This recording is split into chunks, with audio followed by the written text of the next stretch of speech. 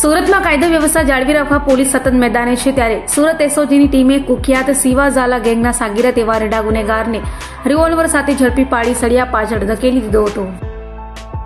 Surat police commissioner Wabang Zameer દ્વારા શહેરમાં કાયદો વ્યવસ્થાની પરિસ્થિતિ જાળવી રાખવા અને અનિચ્છનીય ઘટનાઓ ન બને તે માટે સતત પેટ્રોલિંગ કરવા આપેલી સૂચનાને લઈ એસઓજીના ડીસીપી રાજદીપસિંહ નકુમની ટીમ પીઆઈ સોનારા સાથે પેટ્રોલિંગમાં હતી ત્યારે પીઆઈ જે.એમ. પરમારની ટીમના પીએસઆઈ એમડી સરવૈયા સાથે તપાસમાં હતી। તે સમયે ભારત ટ્રાન્સપોર્ટ ગોડાઉન તથા બકરા મંડી વચ્ચેના રોડ પરથી કુખ્યાત સિવા ઝાલા ગેંગના સાગીરત એવા રેડા આરોપી શાહરૂખ ઉર્ફે સેવન હારૂન શેખને ઝડપી પાડી તેની પાસેથી રિવોલ્વર કબજે લઈ તેની વિરુદ્ધ કાયદેસરની કાર્યવાહી હાથ ધરી હતી।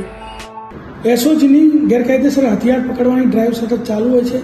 એના અંતર્ગત સિવા ઝાલા ગેંગનો સાગરીત શાહરૂખ ઉર્ફે સેવન હારૂન શેખ કે જેણે 2022માં ઊન પાટિયા ખાતે અખ્તર શેખનું મર્ડર કરેલ અને તે પોતે ગેરકાયદેસર રિવોલ્વર રાખતો હતો તે હકીકતથી ધ્યાનમાં આવતા એસઓજીએ ગઈકાલે આમ શેખનો ગુનો ઉધનામાં દાખલ કરી તેની ધરપકડ કરી છે। આ આરોપી જે શાહરૂખ ઉર્ફે સેવન શેખ જે છે તેના વિરુદ્ધમાં કુલ 3 ગુના દાખલ થયેલ છે। 302, 307 અને ખંડણીનો ગુનો પણ દાખલ થયેલ છે। 2026માં જે ખંડણીનો ગુનો ઉધનામાં દાખલ થયેલ તેમાં તે વોન્ટેડ હતો। આ રીતે એક વોન્ટેડ આરોપી ગેરકાયદેસર હથિયાર સાથે પકડાયો છે અને આની પાછળ પણ અગાઉ થયેલી છે।